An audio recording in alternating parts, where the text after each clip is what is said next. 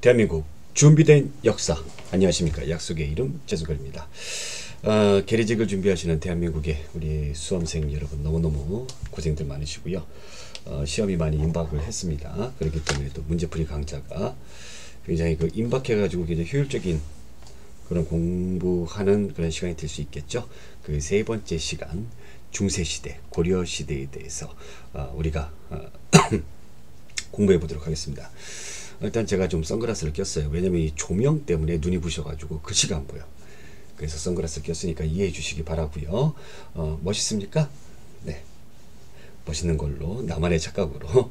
자, 그럼 바로 문제 들어가도록 하겠습니다. 중세에 관련된 문제 우리가 7번부터 한번 풀어볼게요. 7번. 네, 7번.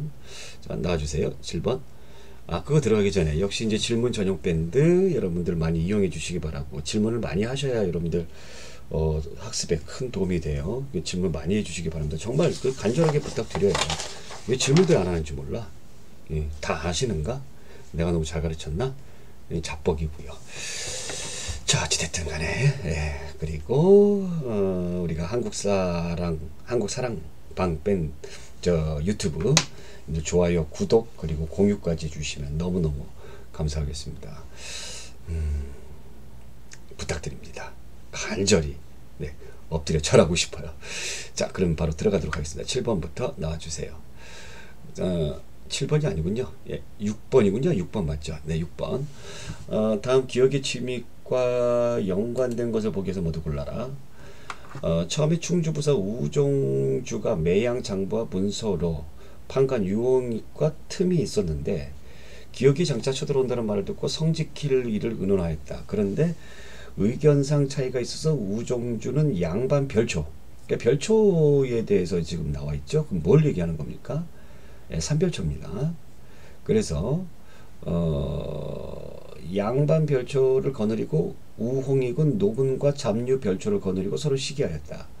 기억이 오자 우정주와 유홍익은 양반 등과 함께 다 성을 부리고 도주하고 오직 노근과 잡류만이 힘을 합쳐서 이를 쫓았다.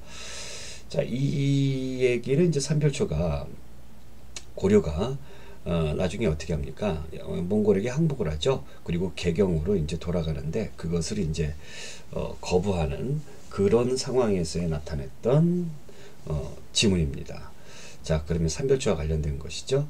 서경을 북진 정치에게 거점으로 삼고 광군이라는, 광군에 뭐가 들어가요? 기억이 들어가죠. 기억. 광군이 기억이잖아요. 그쵸? 그러니까 이거 뭐냐면 거란입니다. 거란.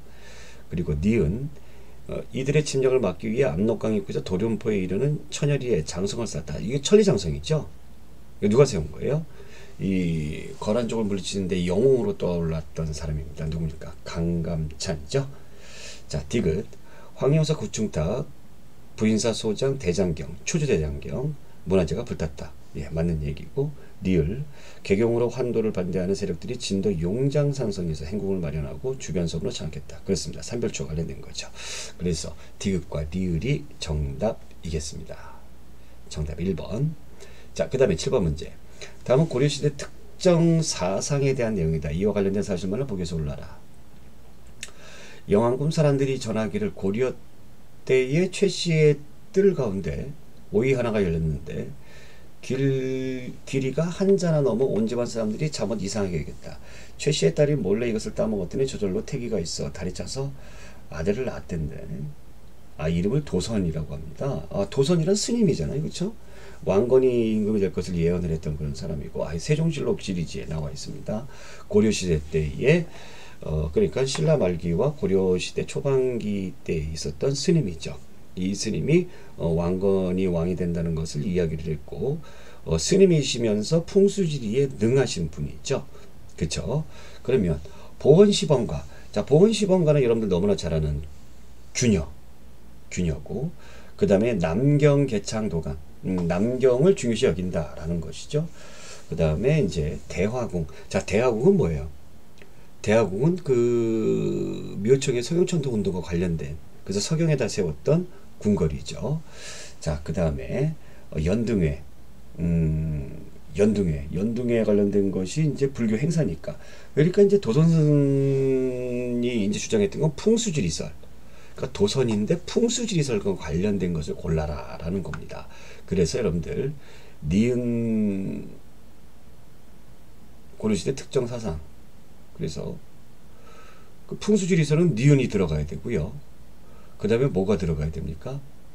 예, 대하공 이게 들어가야 되죠. 예, 그 묘청의 풍수지리서. 그래서 니은과 니을 이거 골라줘야 되는 거고, 연동에는 불교 행사니까. 자, 참고로 남경으로 이 수도를 한번 옮길 뻔했었어요. 숙종 때 옮길 뻔했었는데 뭐 이루어지진 않았죠. 그 다음에 보현시병관은 균여하면 여러분들이 자동봉으로 누구까지 생각을 해주셔야 됩니까? 광종까지 생각을 해주셔야 돼요.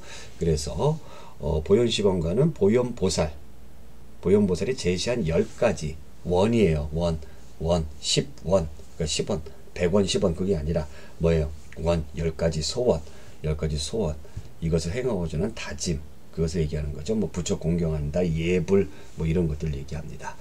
정답은 우리가 2번 풍수지리선과 관련된 문제였어요. 자, 12번 다음과 같은 역사 인식에 따라서 편찬된 역사서에 대한 설명을 옳은 것은 대저성인은 예학으로 나라를 일으키고 인의로 가르쳤으며 괴력 난신은 말하지 않았다. 그러나 제왕이 장차 일어날 때는 부명과 도록을 받게 되므로 반드시 남보다 다른 일이 있었다. 그래야만 능히 큰 변화를 타고 대업을 이룰 수 있는 것이다. 그러니 삼국의 시조가 모두 신비하고 신기한, 그러니까 여기까지는 잘 모르겠어요. 그죠? 네. 그러니까 뭐 괴력 난신, 그러니까 뭐 힘이 엄청나게 세고, 그 다음에 난신이에요. 난신. 여기서 말하는 신은 귀신을 얘기하는 거잖아요. 이런 일들은 잘 안 했다는 얘기입니다. 그러니까 옛날 사람들이 기록을 잘 안 했다는 얘기입니다. 예? 그런데 삼국의 시조가 모두 신비하고 기이한 데서 그렇잖아요. 뭐 알에서 태어나고 뭐 거북이, 고주몽 같은 경우는 거북이 등을 밟고 건너가고 뭐 이런 것들. 그래서 기이한 일을 연유하여 태어났다는 것을 어찌 괴이하다 할 수 있겠는가. 이것은 신이로서 굉장히 신비스럽고 이상하지만 책의 앞머리를 삼은 까닭이다. 딱 느낌이 여기서 와야 됩니다. 이련의 삼국유사에 관련된 내용이죠. 그래서 그러면 삼국유사 관련된 거, 일단 정통의식 대의명분 이런 건 아니고, 유교적 합리주의도 당연히 아니죠. 그러니까 여러분들 요거 2번 같은 경우는 뭐 그냥 누가 뭐라고 해도 삼국사기. 3번 고구려 계승의식을 반영하고 고구려 전통을 노래하였다. 고구려 계승의식을 반영했다. 그 다음에 우리 고유의 문화 전통을 중시하고 단군인화를 수록했다. 예, 일단 정답 4번인데 3번 가지고 헷갈릴 수 있어요. 왜냐하면 삼국유사도 고려가 이어받았다라고 얘기하는데 노래했다는 얘기예요. 노래는 뭐예요? 노래는 여러분들 동명왕편이죠. 동명성왕이 나라를 세웠고 고려 세웠으니까. 그래서 이런 문제 우리가 착각 안 하실 수 있도록 주의하시고, 그래서 일단 정답 몇 번? 4번이 정답이다. 자, 그 다음에 다음 문제 14번 문제. 아마 여러분들 공부하시면서 많이 접했던 문제가 아닐까 싶어요. 미추진 평양과 평양의 처에 대한 설명으로 옳은 것을 보기에서 골라 바르게 짝지은 것은, 평양은 평장사 임영관의 산호비로 경기도 양주에 살면서 농사에 힘써 부유하게 되었다. 평양은 그러니까 뭐 노비네요. 노비. 예, 산호비랍니다. 근데 평양의 처는 근데 부유하게 됐구나. 노비가 어떻게 부유하게 돼? 노비가 부유하게 되는 케이스는 두 가지 케이스가 있습니다. 어떤 케이스입니까? 두 가지 케이스가 아니라 한 가지 케이스가 있어요. 어떤 케이스예요?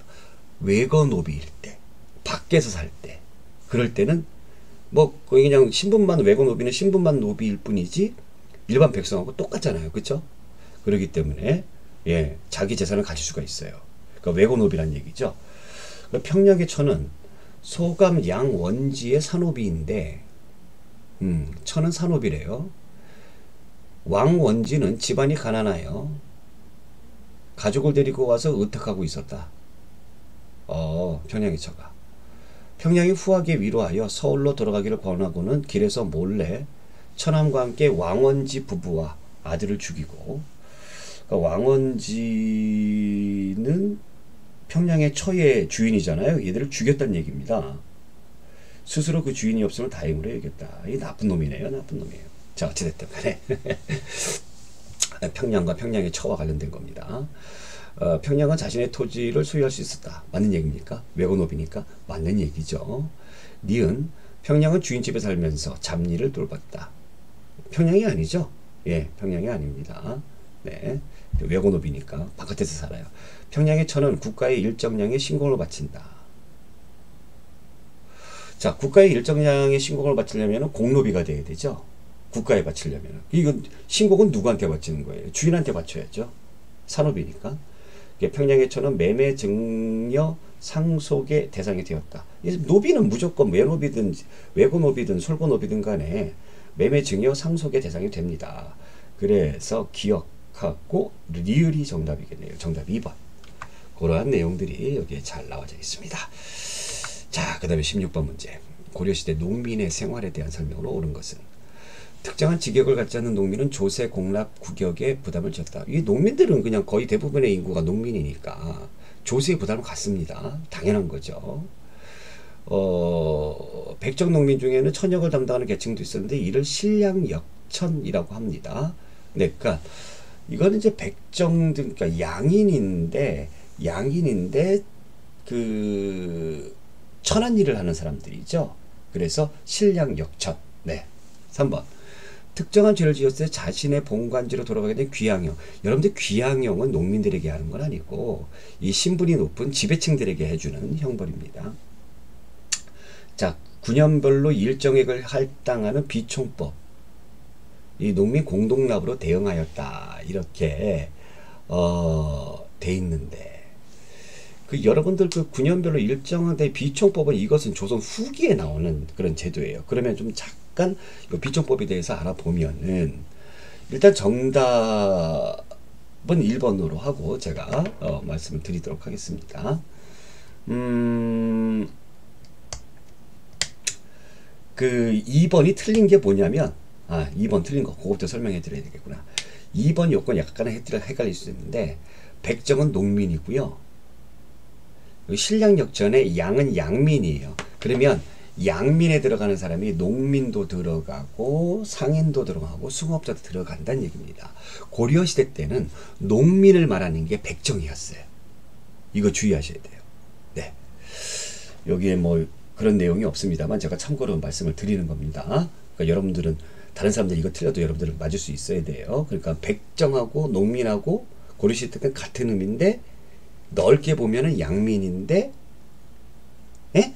양민이에요. 넓게 보면 양민에 들어갑니다. 아시겠죠? 그런데 실량역천은 아니다는 얘기예요. 아시죠? 그러니까 백정 중에 실량역천이 있는 게 아니에요. 백정이 아닌 사람들 중에 실량역천이 있다라는 거 기억해 두시기 바랍니다. 자, 비총법은 뭐냐면 여기 블라블라블라블라블라 이렇게 돼 있는데 이게 어찌됐건 조선 후기 때 이게 그런 제도거든요. 세금을 얼마나 효율적으로 걷어들이겠느냐. 그러니까 이제 계산을 하는 겁니다. 어떻게 계산하냐면 마을 단위로 촌락 단위로 그 전세를 계산하는 건데 그럼 전세는 토지세잖아요. 그럼 토지 면적, 토지 결수에 따라 가지고 그것을 다 정하는 거예요. 다 정해가지고 촌락 단위로 그 공동 납부하게 한 제도를 얘기합니다. 그래서 총액을 다 정한 겁니다. 총액을 정해가지고 하게 됐던 것이고 그 다음에 이제 총액제는 모든 세금을 정한 거예요. 모든 세금을 다 정하고 그 다음에 이것을 지방에서 자체적으로 거두어서 중앙에 올리기로 한 거예요. 그러니까 모든 세금이 정한 게 총액제예요. 그러니까 모든 세금에는 뭐 전세 있고 그 대동법과 관련된 거, 그 다음에 이제 나중에 가게 되면은 뭐 인신, 뭐 이런 것까지 다 포함된다는 얘기죠. 그 다음에 비총법은 뭐 관련된 거라고요? 전세와 관련된 거, 토지 결수에 따라서. 어찌됐건 비총법이든 총액제든 공통점은 한 해에 하는 거를 다 계산해서 마을마다 걷겠다는 게 공통점이고 차이점은 비총법은 전세고 총액제는 모든 세금이고 이거 기억해 두시기 바랍니다. 자, 그래서 일단 정답이 1번이고 자, 그 다음에 17번. 다음은 어떤 왕의 즉위교서이다. 이 왕의 정책과 활동으로 옳지 않은 것은. 이게 참 시험 문제 잘 나와요. 한번 읽어보겠습니다. 지금부터 만약에 종친으로서 동성과 혼인하는 자는 원의 세조, 쿠빌라이 칸이죠. 원의 세조의 성지, 명령을 어긴 것으로 논지할 터인즉 마땅히 종친은 누대의 재상을 지낸 집안의 딸을 아내로 맡고 재상 집안의 아들은 종실들의 딸을 장가를 들게 할 것이다. 경원 이태우와 안산 김태우 및 철원 최씨, 해주 최씨, 공암 최씨, 평안 최씨, 청주 이씨, 당성홍 씨, 블라블라 파평 씨, 평현조 씨, 누대 공신이요 재상 지종이니 가히 대대로 혼인을 하여 아들은 종실의 여자로 장가들게 하고 딸은 왕비로 삼을 것이다. 자, 여기에서 쫙 보니까 약간 헷갈릴 수 있는 게 뭐 경원 이태우 그러니까 이씨잖아요, 그쵸? 그 다음에 뭐 해주채 씨, 그 다음에 파평 씨 나오네. 요거 딱 보고 야 요거 문벌귀족 아니야? 이렇게 생각할 수 있는데 아니죠. 문벌귀족은 이때 없잖아요. 왜? 원나라 세조, 몽골의 침입이니까. 그러니까 얘네들 누굴 얘기하는 겁니까? 권문세족들을 얘기하는 겁니다. 자, 그러면 이 왕은 누굴까요? 충자 들어가는 왕이죠. 원나라 간섭기 때에 충자 들어가는 왕이에요. 요게 굉장히 중요한데 충자 들어가는 왕 중에서 자주 나오는 왕이 옛날에는 충렬왕이 많이 나왔는데 요즘에는 충선왕이 많이 나옵니다. 자, 충선왕은 굉장히 개혁적인 그런 군주입니다. 예, 고려를 좀 부강하게 하기 위해서 노력을 많이 했는데 중간에 좀 잘리기도 하는 비운의 왕이기도 하죠. 1번 국가가 소금을 전매하는 가경법을 시행했다. 그렇고요. 북경에서 망건당, 예, 학문 연구를 하는 곳이죠. 예, 망건당 그래가지고 여기서 성리학자들, 개혁 세력들을 키워내고자 망건당을 두었다. 자, 사림원을 두어서 신진학자들과 함께 개혁을 추진했다. 사림원을 두었다. 네, 이것도 맞는 얘기고. 그러니까 개혁을 추진하기 위한 기관이었어요. 그러니까 충선왕은 상당히 많이 노력을 했던 사람입니다. 고려의 내정 간섭을 하던 정동에서 이문서를 혁파했다. 이건 누구의 업적이죠? 여러분들 공민왕의 업적이죠. 그래서 정답은 4번. 자, 24번. 다음은 고려 전기의 연표입니다. 각 시기에 대한 설명을 옳은 것을 바르게 모아라. 태조부터 성종까지. 자, 가시기 때는 고려가 뭔가 으쌰으쌰 하는 그런 시기죠. 그래서 고려의 어떤 틀을, 국가의 틀을 만드는 그런 시기가 가시기고, 나시기 보겠습니다. 성종부터 문종까지. 나시기 때는 거란족이 침략했던 그런 시기예요. 그쵸? 네, 거란족. 그래서 요때 뭐 목족 나오고 현족 나오고 막 이런 그런 시기죠. 그 다음에 다시기 때 보게 되면은 다시기는 뭐 여러분들 별로 중요한 시기 아니죠. 자, 라시기 때 들어오게 되면서 숙종 있고 숙종 그 다음에 예종 있고 인종 있고 의종 있어요. 그러니까 요때는 금나라하고의 어떤 관계가 불편했던 시기이기도 하고, 그 다음에 문벌귀족, 특히 경원 이씨 가문, 걔네들이 까불던 깝치던 그런 시기였다라고 보시면 되겠습니다. 자, 그러면 제가 힌트를 드렸고, 전시과를 처음으로 제정하였다. 그러니까 가시기는 국가 기틀을 마련하니까 전시과 만들었겠죠. 네, 당연한 거고. 압록강 입구에서 도련포까지 천리장성을 쌓았다. 예, 거란족 침략했으니까. 그쵸? 그래서 강감찬의 경위로, 그래서 나시기 거란족 침입과 관련된 것이고. 자, 다시기 보겠습니다. 국학의 진흥회의 양용고를 설치했다. 이 양용고, 어떤 학문과 깊은 관련이 있는 그런 임금들, 보통 예종이라는 걸 많이 써주거든요. 그 예종 때예요. 그 예종 들어가는 건 숙종 다음이잖아요. 그러니까 숙종 다음에 예종, 예종 다음에 인종을 여러분들 꼭 기억해 주셔야 됩니다. 왜냐하면 숙종 때 금나라를 정벌하기 위해서 별무반을 설치를 했어요. 근데 이 별무반을 숙종이 죽는 바람에 별무반이 금나라가 아니라 여진족을 정벌하는 걸 보지 못했습니다. 그래서 예종 때 여진족을 정벌을 했죠. 그리고 예종의 아들 인종이 들었을 때에 금나라라고 나라를 딱 했었잖아요. 예, 그래서 이 이자겸이 이것을 들어줬잖아요. 이자겸의 장인이자 외할아버지가 누굽니까? 바로 인종이잖아요. 그거 기억하시면 되겠습니다. 자, 그 다음에 국학 진흥을 위해 양용고를 설치했다. 양용고, 다시기 때의 양용고. 이거 아까 예종이라고 그랬잖아요. 예종. 그죠? 양용고는 장학재단이잖아요. 국학. 예종이니까 라시기로 들어가야 되겠네. 그쵸? 그 다음에 라식이 이련의 삼국유사. 이련의 삼국유사는 원나라 간섭기죠. 그러니까 충자 들어가는 임금이겠습니다. 충렬왕 때. 그러니까 저기 의종 뒷시기가 되겠네요. 그쵸? 그래서 맞는 거 골라라. 그러면 가하고 나 맞고 다도 틀리네. 라도 틀리고. 그러면 1번이네. 1번. 1번 정답 되겠습니다. 자, 아시겠죠? 자, 여기서 이제 참고로 이제 그 말씀드리면 이제 전시관 조금 있다 하도록 하고, 여기 이제 제가 그 해설서에 남겼던 내용들 여러분들 눈여겨보시기 바랍니다. 자, 25번. 고려사회의 정치적 지배 세력을 다음과 같이 이해하는 논자들의 제시하는 근거로 옳지 않은 것. 옳지 않은 것을 골라라. 고려 지배 세력의 근원은 남할 여초의 대도한 호족이었다. 고려 초기 사회는 이들 세력의 연합에 의해 주도되었으며 그 정치 세력은 호접 연합 정권이었다. 고려 중기 이후 유교 정치 이념을 기반으로 한 집권화 정책이 추진되면서 지방 세력은 점차 약화되고 분화되었다. 그중 일부는 향리층으로 고착화되고 중앙 관인화된 세력은 문벌귀족이 되었다. 자, 이 호족들이 이제 나중에 이제 좀 잘 나가는 호족들은 문벌귀족이 되고 그렇지 않는 호족들은 지방의 향리가 되었다라는 겁니다. 1번. 공음전은 오품 이상의 권력이 세습되어 귀족의 지위를 유지하는 경제적 기반이 되다. 당연한 거죠. 네. 2번.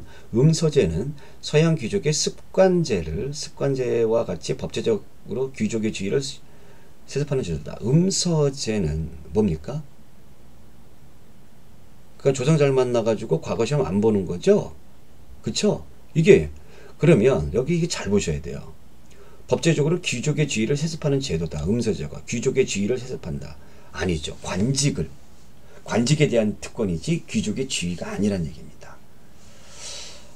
이런 문제 나왔을 때 정말 짜증날 것 같아. 예. 그러니까 서양 애들은 그냥 귀족 지위를 계속 물려받는데, 예. 그러니까 습관제하고 비슷하다고 놓고 본다면 우리가 고대의 골품제하고 좀 비슷한 거죠. 이거는. 3번. 정치 제도상 소수의 문벌귀족이 재상이 되어 그들 중심으로 정치를 운영하였다. 당연한 거고. 4번. 귀족들은 왕실이나 유력 가문과 폐쇄적인 통혼 그 자신들의 가문을 유지했다. 그 문벌귀족이 되는 거죠. 이자경 같은. 자, 그래서 정답은 2번이다. 자, 38번. 고려의 대외 교섭에 대한 설명으로 옳은 것은, 자, 이것도 상당히 조금 어렵다고 볼 수 있습니다만 이 한자어를 좀 풀이를 하시면은 쉽게 풀려요. 남송은 연려제금책입니다. 예, 중국의 남송은 연려제금책. 송나라, 금나라가 이렇게 중국을 쳐들어오게 되면서 송나라가 남쪽으로 이상을 했죠. 그래서 원래 중국이 한족이 세운 남송 연려제금책. 려가 뭐예요? 고려하고 연합해가지고 금나라를 제압한다는 얘기입니다. 연려제금책이. 그래서 요나라와 금나라의 분쟁에 고려가 개입하기를. 아니, 요나라 금나라 분쟁에 왜 송나라가 고려가 개입하기를 바래? 관계없잖아 이거는. 그죠? 예, 그 다음에 2번. 광종은 후주의 사신이 온 것을 계기로 백관의 의관을 독자적인 제도로 고치는 등 혁신정치. 여기서 말하는 후주의 사신, 후주의 사람, 중국 사람이죠. 누굽니까? 쌍기입니다. 후주의 사신이 아니라 후주에서 귀화한 사람이죠. 귀화한 사람이죠. 3번. 고려의 외교 교섭은 외왕내제. 자, 보통 우리나라에서 말하는 왕은 중국의 입장에서 볼 때는 제후예요. 제후. 그럼 우리의 입장에서 생각하는 왕은 중국은 뭐예요? 황제예요. 그러니까 고려는 외왕내제. 중국의 입장에서 중국한테 내세울 때는 왕으로 보이는 거고, 그 외교 정책이죠. 그 다음에 국내에서는 황제처럼 했던 거죠. 자, 이 이야기는 뭐냐면 고려시대 때에 조나 종자 들어가던 그런 시기 때의 그런 임금들은 중국의 입장에서는 왕이었습니다만 우리 국내에서는 뭐라고 불렀냐면 황제 폐하라고 불렀습니다. 그런데 이것이 몽골의 침략으로 인해 가지고 강등됐죠. 전하라고. 그래서 3번은 맞는 얘기고, 원효의 기신론서는 원효는 스님이죠. 금나라에 반포되었다.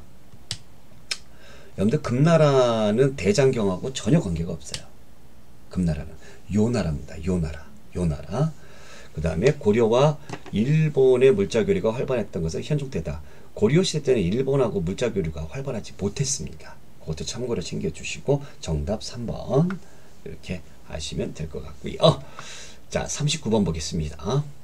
다음 제시된 인물의 활동으로 옳은 것은 하루는 같이 공부하는 사람 10여인과 약속하였다. 마땅히 명예와 이익을 버리고 살림에 은둔하여 같은 모임을 맺자. 항상 선을 읽히고 지혜를 고르는 데 힘쓰고 예불을 하고 경전을 읽으며 힘들어 일하는 것에 이르기까지 각자 맡은 바 임무에 따라 경영한다.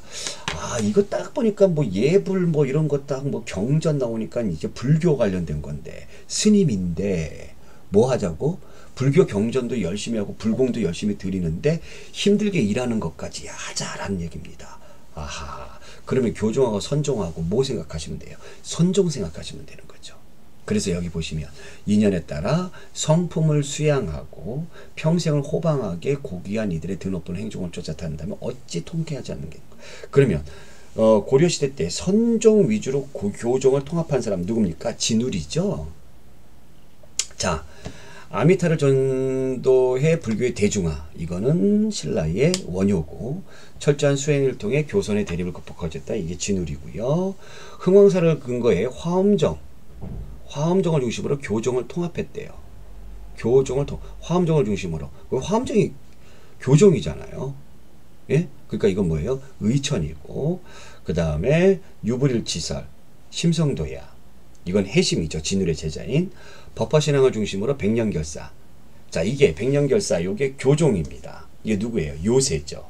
그러니까 요새는 진울 이후에 있는 스님인데, 진울 때문에 선종이 중심이 되는 조계종이 막 이렇게 고려사회에 유행을 하는데, 이때 교종을 주장했던 사람들도 나왔어요. 그래서 내가 이거 강의 때 어떻게 하라고 그랬어? 요새 교종이 있어? 요새? 이거 꼭 기억해 두시기 바랍니다. 아시겠죠? 그래서 정답은 2번이고 지문은 진울의 권수 정예결사. 네, 정예쌍수 기억하시죠? 그 결사문 중에 일부다. 자, 50번. 다음 토지의 공통점은 이거는 쉽게 풀 수 있습니다. 공음전, 네, 5품 이상의 관료에게 주는 거. 외역전, 외역전은 지방의 향리에게 주는 것이죠. 그 다음에 민전은 백성에게 주는 토지입니다. 세습이 가능하다. 가능합니까?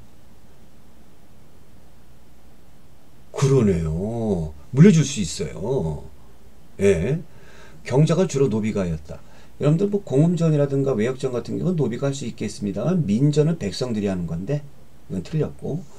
자, 공전으로 4분의 1의 세를 납부했다. 자, 이거 생각해 보겠습니다. 이게 약간 까다로운데 공전과 사전의 구분은요. 소유를 누가 하느냐에 따라서 공전과 사전으로 나눌 수가 있습니다.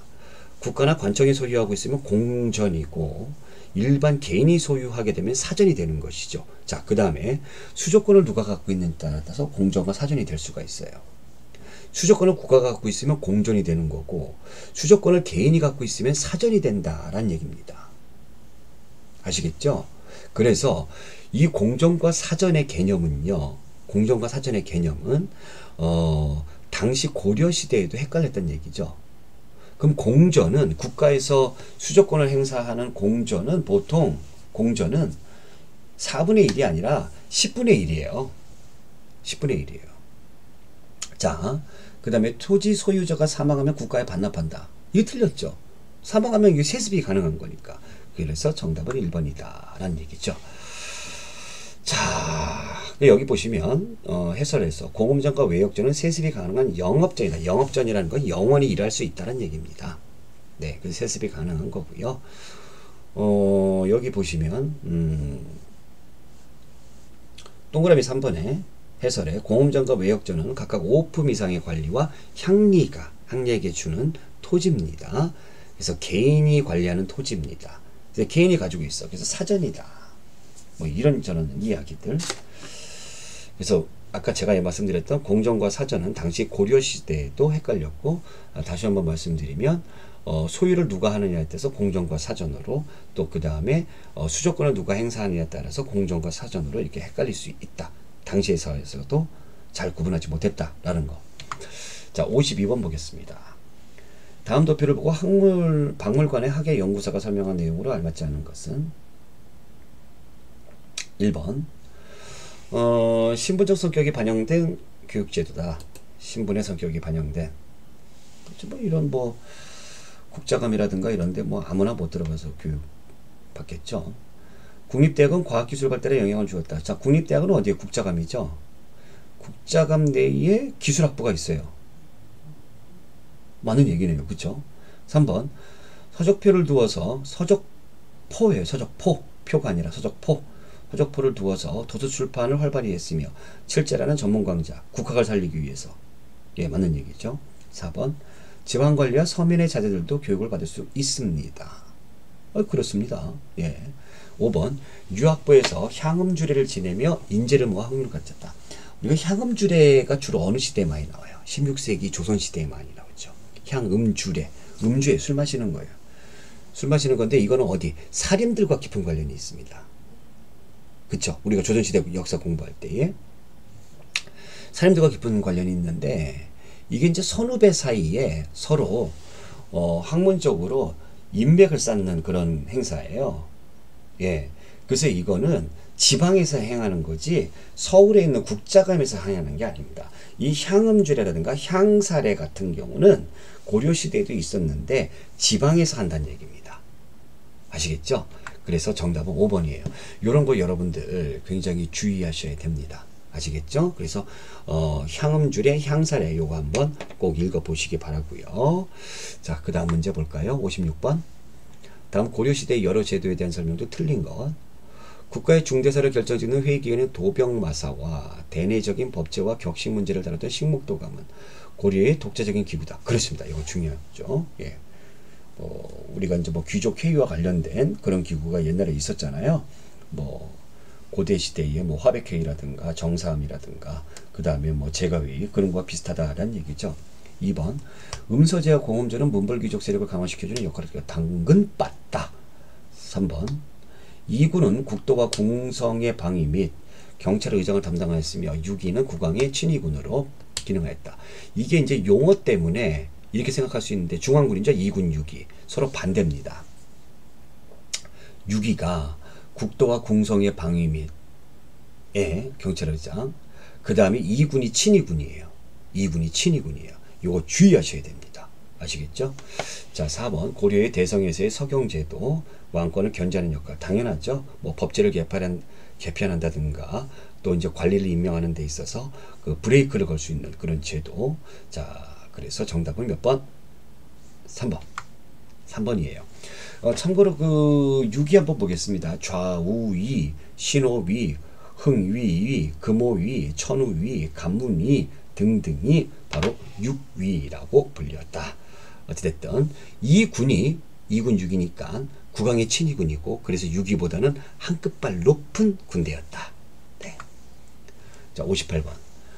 고려시대 전식과 이거 상당히 중요하죠.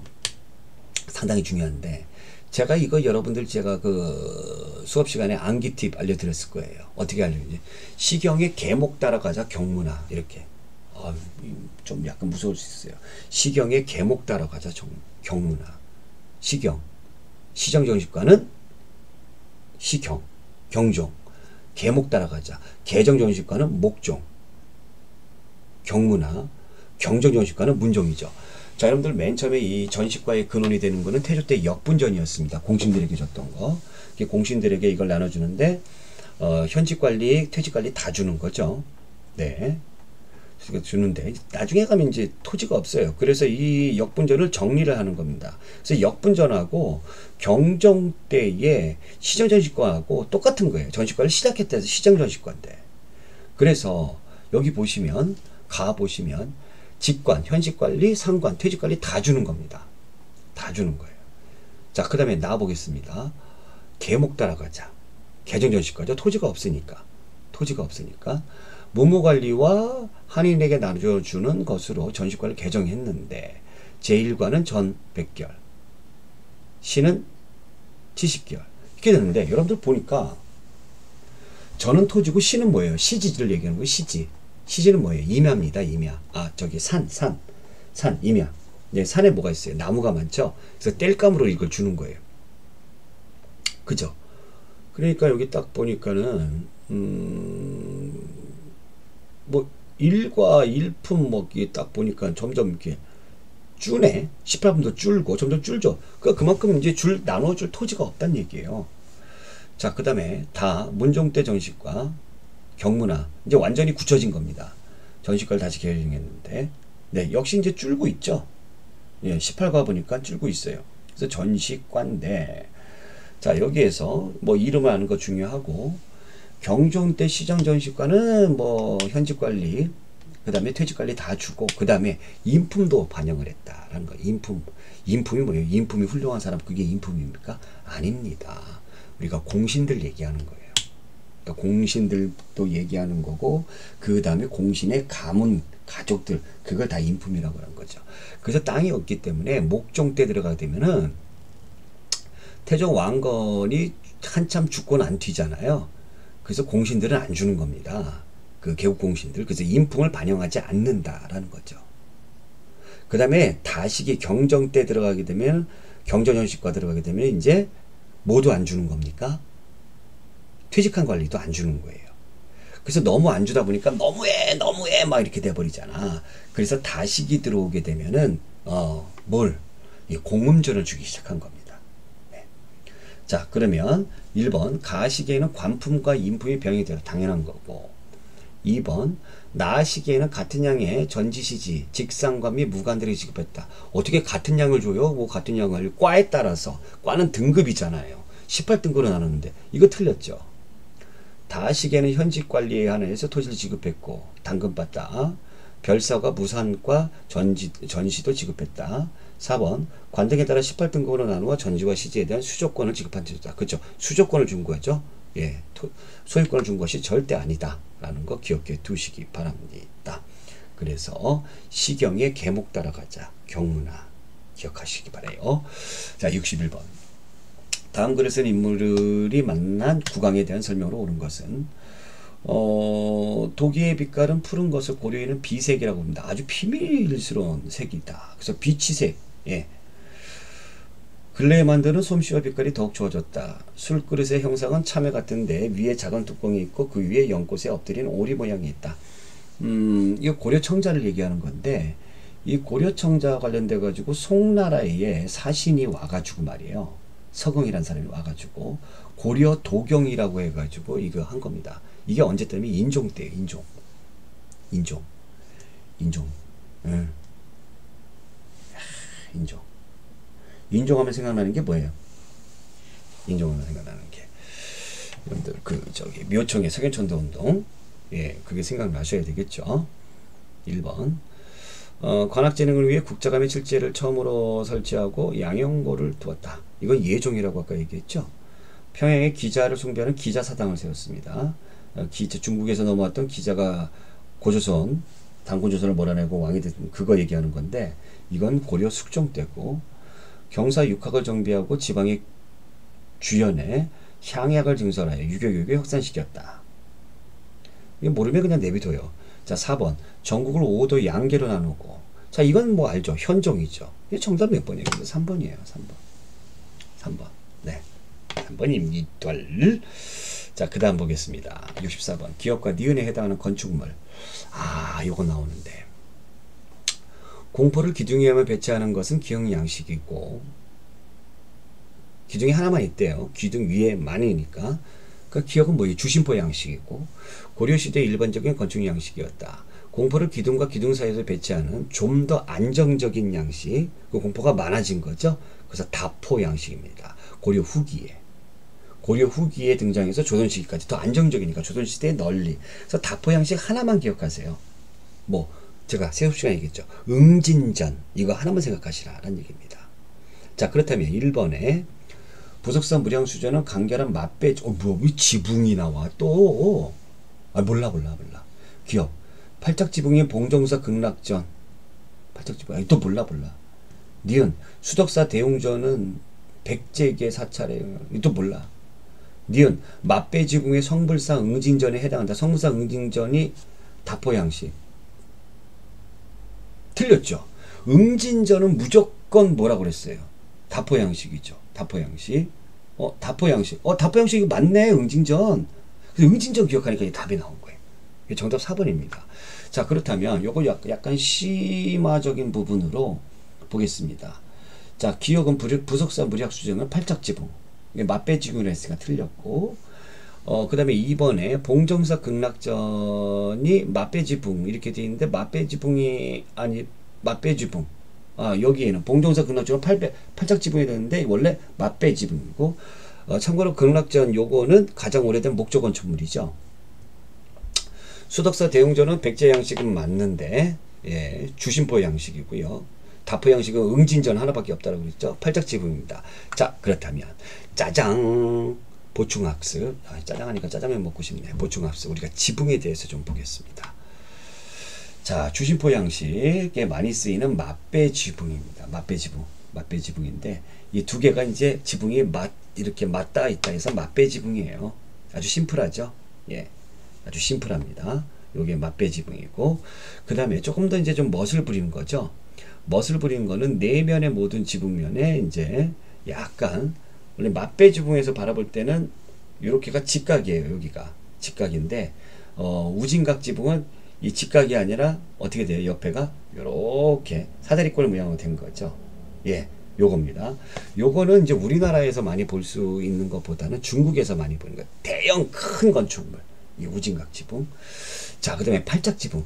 요게 우리나라에서 많이 보이는 그런 지붕입니다. 굉장히 아름다워요. 굉장히 아름다워요.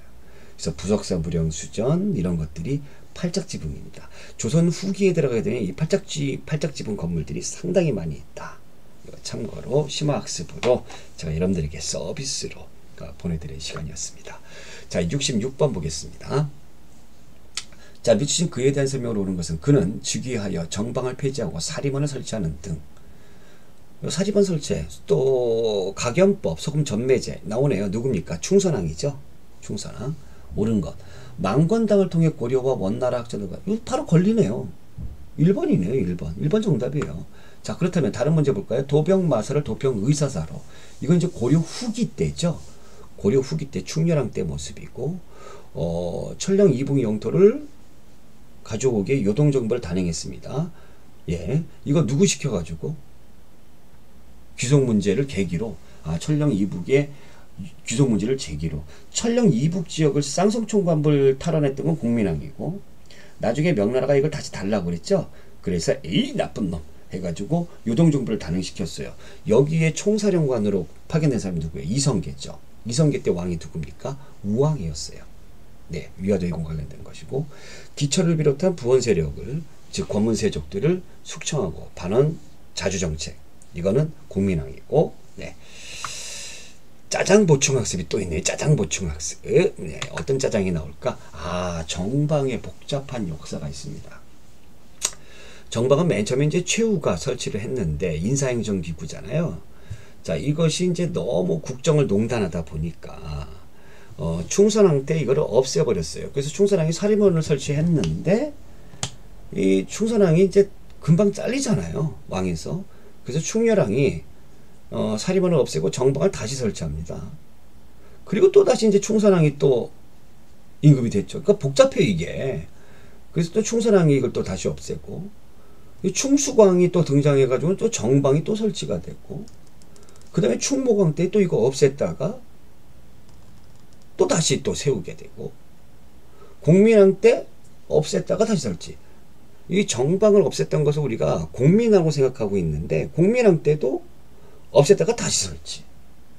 또 그 뒤에 없앴다가 다시 설치. 뭐 우왕 때. 아유 복잡해. 뭐 다시 설치. 그래서 최종적으로 없애는 거는, 최종적으로 영구히 폐지하는 거는 누굽니까? 창왕 때다라는 얘기입니다. 우왕, 창왕, 그리고 제일 마지막 왕이 공양왕이잖아요. 그러니까 정방이 굉장히 복잡해요.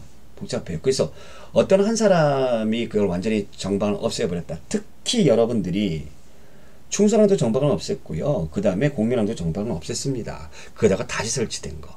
그거 여러분들이 기억해 두시기 바랍니다. 자, 67번. 역시 전식과 나오죠. 전식과 관련된 건데, 시경의 계목 따라가자 경문화. 가는 뭡니까? 가는 경전전식과. 예. 자, 사색 공복을 기준으로 등급을 나눴다. 사색 공복. 공무원들의 색깔을 네 가지로 나누었어요. 이거 누구 때 한 겁니까? 광종 때 한 거죠. 광종 때. 그러니까 광종 때 했으니까 시정전시과고, 산직 그만둔 관리의 전시 시급 대상에서 배제되었다. 그만둔 관리, 산직 관리. 이거 당연하죠. 예, 경제전시과 때 맞는 얘기고. 디귿 등급별 전시의 지급 액수가 전보다 감소했다. 뭐 당연히 감소. 점점 갈수록 주는 게 토지가 없으니까 감소할 수밖에 없어요. 자, 리을 무반과 일반 군인에 대한 대우가 전반적으로 나아졌다. 그렇습니다. 문종 때.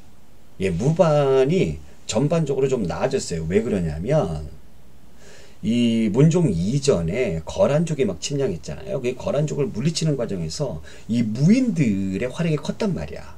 그래서 무인들 대우를 해줘야 됐다는 얘기죠. 그래서 무반에 대한 것이 전반적으로 향상되었다. 그래서 맞는 거 골라라. 그럼 니은디귿 리을이네요. 정답 4번 골라주시면 되겠습니다. 자, 71번. 다음 사건으로 즉위한 왕의 제위기간에 있었던 사실로 옳지 않은 것. 목종의 모우 천추태후의 천추태후와, 그러니까 목종의 엄마 천추태후하고 김치향이란 사람이 불륜관계. 이런 나쁜 놈을 보았나. 이런. 서북미 도순검사 강조가 군사를 일으켜 김치향 이빨을 제거하고 목종을 폐위시켰다. 자, 이것이 이제 거란족의 2차 침입의 원인이 되는 건데, 그것은 그냥 거란족이 우리나라 쳐들어오고 싶어서 트집을 잡은 것이고, 이 목종이 참 불쌍한 사람이죠. 네, 자기 엄마가 자기를 얼마나 이제 그 김치향과의 관계가, 이 러브 관계가 얼마나 좋았으면 둘이 바람 펴가지고 애를 낳죠. 얘를 임금이 안 치려고, 목종을 죽이려고. 그 목종이 폐위가 되고, 그 다음에 이제 현종의 임금이 되는데, 여기에 이제 강조라는 사람이 붕 떠버리는 그런 계기가 되어버렸습니다. 어쨌든 이제나 저제나 눈치를 보고 있던, 무슨 눈치? 고려를 언제 쳐들어갈까? 이렇게 눈치를 보고 있던 거란족이 이것을 구실로 해서 쳐들어옵니다. 2차 침입이죠. 옳지 않은 것. 대장경 조판 사업을 시작했다. 네, 초조 대장경 얘기하는 거고요. 지방관이 없는 속군의 간무를 확인했다. 이게 언제일까요? 이게 옳지 않은 거. 이게 예종 때예요. 우리가 예종, 인종 요때 경훈이 씨, 이자겸네 걔네들 기억하시죠? 그러니까 얘네가 중앙에서 막 너무 국정을 농단하다 보니까 지방도 엉망이진창이 돼버리는 거야. 그러니까 간무라는 거는 이 간무, 그러니까 속군, 속현 그런 데 얘기하는 거죠. 감시하러 보내는 관리를 얘기합니다. 부모의 명복을 빌고자 현화사, 네, 현종 때 개성부를 경중 5부와 경기도로 구역했다. 현종 때 우리가 오도양계 이게 나눠지게 되는 거죠. 왜 하필 현종 때예요, 여러분들? 목종 다음에 현종이니까. 거란족이 물러나고 나서 국가의 어떤 행정구역을 갖다가 거란족 때문에 북쪽은 이제 국경 방어의 필요성 때문에 전문 군사 지역으로 하는 거죠. 그래서 양계, 그 다음에 아래 지역은 오도로, 그래서 현종 때 했던 것이죠. 그래서 정답은 몇 번이죠? 네, 2번이 정답이 됩니다. 자, 72번 신편 제종교장 총록. 이걸 만든 스님 누굽니까? 그러니까 목록을 만든 건데, 불교 관련된 목록인데 누굽니까? 의천이죠. 대학국사 의천입니다. 선종의 일파인 임재종을 들여와 전파했다. 거조함 길상사생에서 정예결사, 정예상수, 정예결사, 위치는 우리나라의 천태교학의 전통을 천태종, 원효에서 찾았다. 네, 맞습니다. 그러니까 원효에서도 어떻게 본다면은 교종승려죠. 성성무예사상을 주장해서 종단에서 통합을 했다. 이건 균형. 그러니까 어찌됐든 여러분들 정답은 3번인데, 요거 조금 이제 그 심화적인 내용으로 들어간다면, 의천과 관련된 것은 여러분들이 잘 아실 거고, 여기에서 의천이 원효의 사상을 계승하고, 그래서 해동천 천태종 또 화엄종도 받아들입니다. 의상에. 그리고 송나라, 요나라, 일본 등등의 대장경의 주석서를 모은 속장경 이걸 편찬을 했어요. 자, 여기에서 여러분들 주의하셔야 되는 게 송나라, 요나라, 일본, 여기 금나라 들어가면 절대 안 돼. 알겠죠? 그리고 목록인 신편제 종교장 총록을 이걸 만들었다. 교장도가 이걸 설치했고, 자, 일본에 해당하는 사람이 보우라는 스님입니다. 보우라는 스님이에요. 그러니까 고려 말에 타락한 불교를 쇄신하고자 했던 사람이고요. 자, 그 다음에 2번은 뭐 아까 제가 얘기했던 진울, 그 다음에 4번이 균여, 광종대 승려죠. 여기 보시면 이제 성송무예사상이라고 되는데 성스러움과 성스러운 게 뭐예요? 종교죠. 속세입니다. 이것을 무에 구분하지 않고 하나로 묶기 위해서, 통합하기 위해서 굉장히 노력했던 거죠. 그래서 불교와 세속, 이게 융화죠. 이렇게 뭉치게 하는 거. 불교는 성이고 세속은 속이에요. 자, 균여대사입니다. 75번. 미주신 그에 대한 설명으로 옳은 것은 그는 스스로 국공에 올라 왕태자와 동등한 대우를 받았으며 어떤 놈이길래 자신과 생일을 인수절이라고 아이고 여러가지 한다. 그는 남의 토지를 빼앗고 공견인이 뇌물을 받아 썩는 고기가 항상 수만근이었네. 이런 놈은 누구의 왕보다 더 높은 놈 이자겸이죠. 그가 일으킨 날을 경계의 난이라고 한다. 경계의 날은 무신정벽과 깊은 관련이 있는 거고 2번 아들을 출가시켜 현어사 불교 세력과 강력한 유대 관계를 맺고 있었다. 이거 누군지 모르니까 내비두고 금의 구시관계의 요구에 반대하며 근정번을 주장했다. 반대하기 무슨 반대를 해. 금의 4대 이해를 갖췄잖아요. 금정벌로를 주장했던 사람은 묘청이고 4번에 문벌귀족 세력을 누르기 위해서 지덕쇠양서를 주장해 서경천도를 주장했다. 서경천도 이거 묘청이잖아요. 그쵸? 그러니까 정답은 2번밖에 없는 거예요. 그러니까 이 이자겸이 못된 게 말이에요. 아들도 스님으로 출가시켜 딸들은 왕들에게 죄 팔아먹어 지의 어떤 권력을 위해서 절대로 이런 임금이 되면 이런 놈이 되면 안 되겠습니다. 자, 참고로 보기 1번의 경계의 난은 무신정변과 무신정변을 반대했던 김보당의 난 계산연이죠. 그래서 앞에 이름 따가지고 경계라고 했던 겁니다. 자, 83번. 다음 사실은 시기순으로 바르게 나라는 것은 자, 칠제에 무학제를 두었대요. 그러니까 국학을 진흥시키기 위한 거죠. 교정도감. 이건 누가 한 겁니까? 최충원이 했던 것이고 도평의사사의 건의로 묵가 설치했다. 묵가는 우리가 고려시대 때 없다고 배웠었는데 왜 없다고 그러냐면 고려의 제일 마지막 왕인 공량왕 때에 설치가 됐기 때문에 그래요. 그러니까 도평의사사가 제일 마지막일 거예요. 그렇죠? 경전전시과에서 무관에 대한 차별 대우를 시장했다. 이건 언제예요? 경문하니까 경문하 문종이죠. 그럼 제일 먼저 국가의 시스템을 정비하는 게 문종 때. 그 리을이 제일 먼저겠네. 리을 문종 때. 그리고 그 다음에 예종 이런 사람도 관계된 거 기억이고 그 다음에 무신정변 최충원 기억이고 그 다음에 제일 마지막 디귿. 정답 4번. 이렇게 여러분들 풀어주셔야 됩니다. 이렇게 여러분들 아시겠죠? 그림 유는 86번. 미주신 왕의 정책으로 옳지 않은 것. 대관 경인년에 천자께서 저 먼 변방에서 신묘한 도를 듣고자 함을 돌보시어 신사를 보내시고 우주인을 딸려보내서 교법의 통달한 자를 골라 훈도하게 했다. 왕은 신앙이 돈독하여 어떤 신앙일까? 영간에 비로소 보공관을 도는데 보공관에다 미주국을 별표시 하셔야 됩니다. 도가 높은 참된 도사래 도사. 그러니까 도사 나오니까 이건 불교는 아니야. 그렇죠. 그럼 도사 관련된 뭐 도교 뭐 이런 거야. 그러나 그 도사들은 낮에는 제궁에 있다가 궁궐에 있다가 밤에는 집으로 돌아가고나 했다. 그래서 후에 간관이 지적 비판하여 다소간 법으로 금하는 조치를 취하게 되었다. 간혹 듣기로는 왕이 나라를 다스렸을 때는 늘 도가에 도록을 보급하는 데 뜻을 두어 기어코 도교를 호교로 바꿔 버릴 생각을 하고 있었으나 그 뜻을 이루지 못해 무엇인가를 기다리는 듯 하였다. 고려도금 인종이죠. 인종 때 이게 그 서궁이라는 사람이 중국 사람이 쓴 건데 그럼 인종 때 인종에 대해서 쓴 게 아니죠. 누굽니까? 이게 보건관 예종입니다. 인종 앞에 예종. 그래서 예종과 관련된 거 골라라. 우봉 파평 등의 지역의 간무관. 이거 아까 나왔었죠. 맞는 얘기고. 옳지 않은 거. 옳지 않은 거 맞는 얘기고. 국학칠제, 관악지능, 예종. 김희재의 건의로 남경 건설을 추진하였다. 남경 건설을 추진한 그 예종 아니었어요. 자, 그렇다면 4번 한번 볼까요? 윤관을 원순에서 여진정보 단행했다. 이거 예종 확실하죠.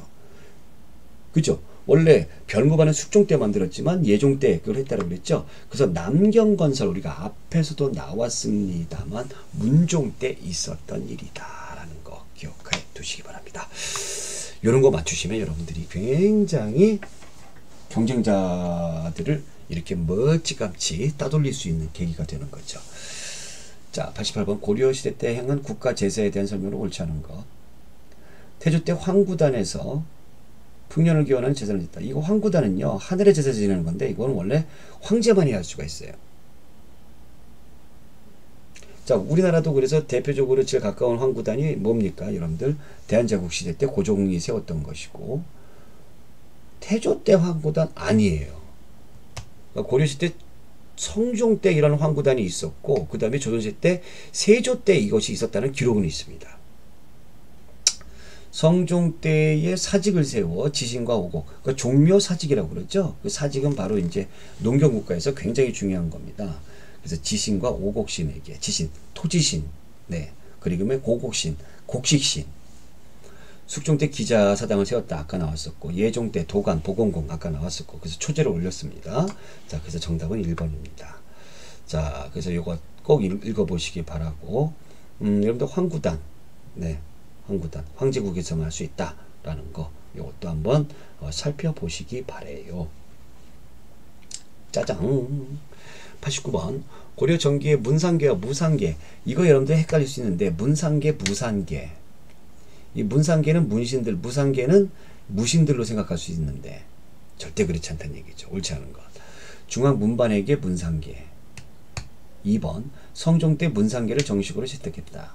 성종 때 국가의 시스템을 완성을 했으니까 그래서 성종이라고 했잖아. 자, 3번 중앙 무반에게 무상계. 자, 이게 틀렸어요. 무반에게 주는 게 무상계가 아닙니다. 이 무상계는 산. 그러니까 쉽게 말하면 어떤 직책을 받지 못한 사람들에게 주는 게 무상계예요. 그럼 중앙 무반은 직책을 받았잖아. 그러니까 뭐 받는 거야? 문상계 받는 거야. 예? 그래서 옳지 않은 거 뭐예요? 3번이에요.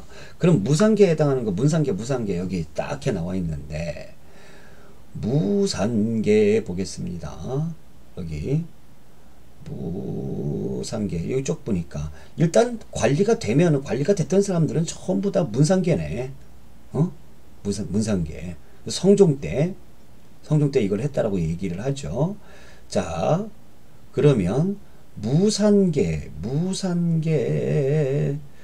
조선시대에는 이렇게 나오는데, 무상계는 향리, 저 지방에 있는 사람들, 그 다음에 탐나의 왕족, 여진의 추장, 노병, 나이 먹은 이제 병사들, 공장, 수공업자들, 악인들, 악기 연주하는 사람들, 이런 사람들, 영예직층으로 기능하였다.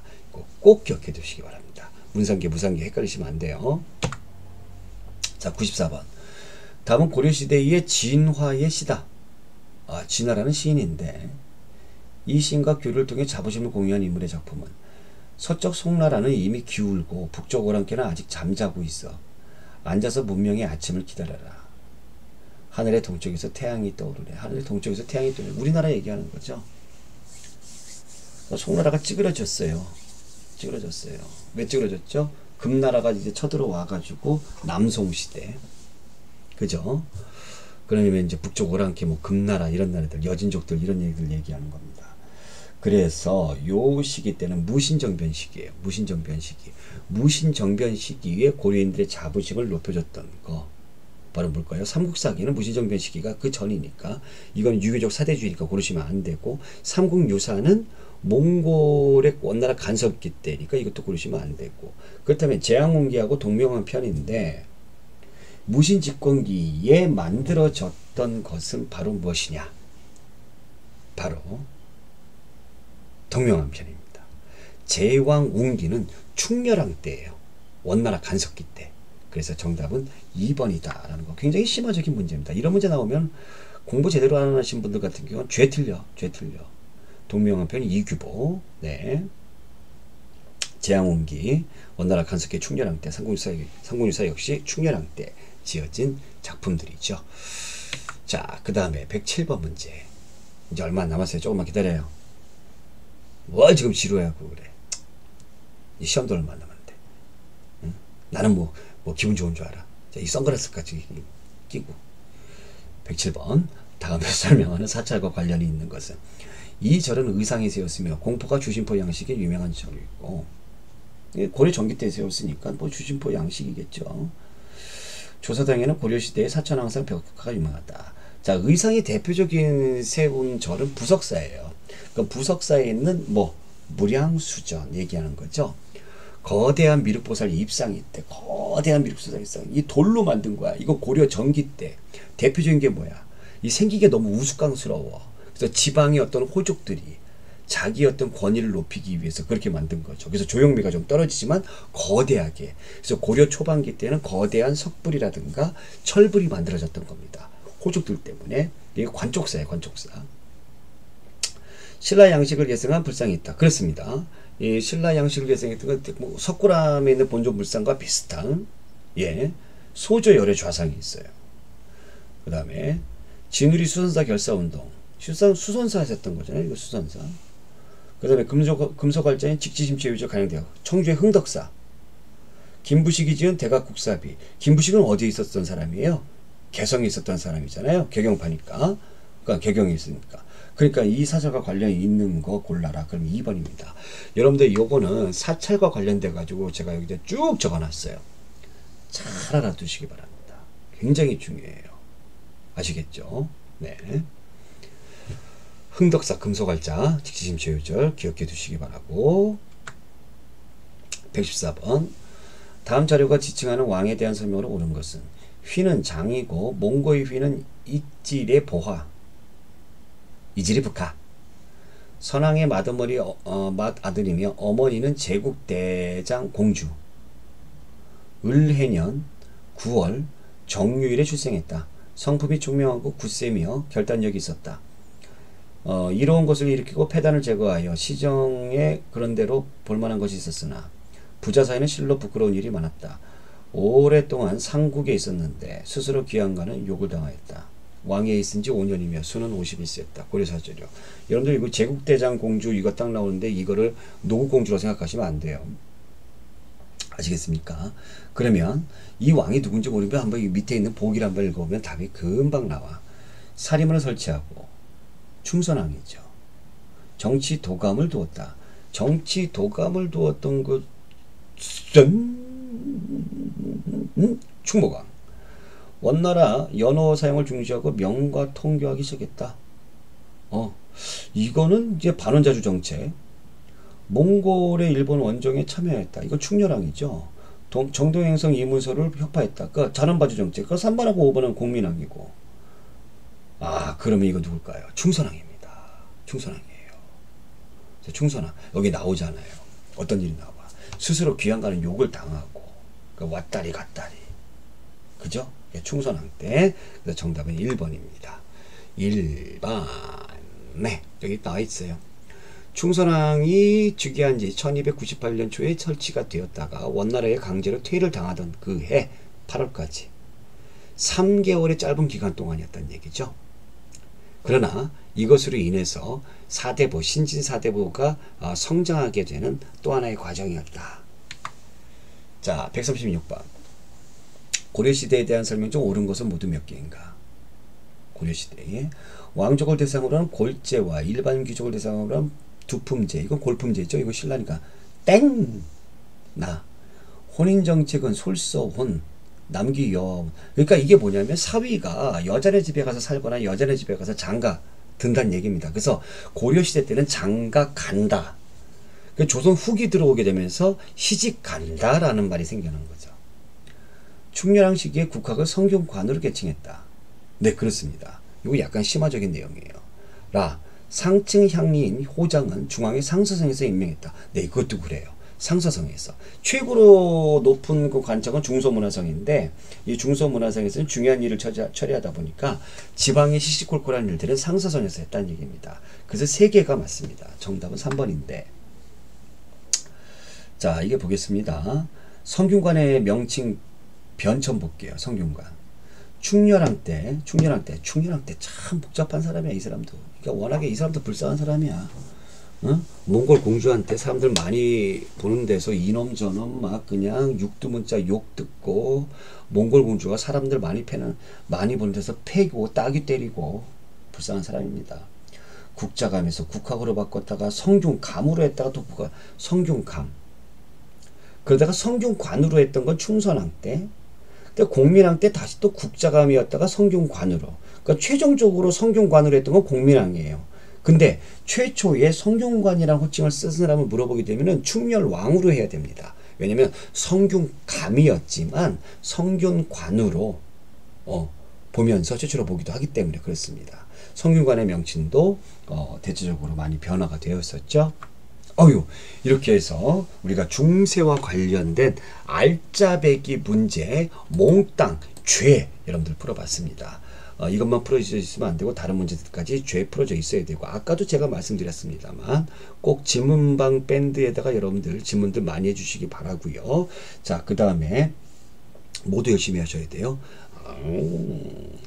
좋아요, 그 다음에 구독 꼭 해주시기 바랍니다. 자, 대한민국 역사 그대들을 믿노라. 자, 다음 시간에 우리가 조선 근세, 조선 전반기 때의 부분으로 넘어가도록 하겠습니다. 고맙습니다.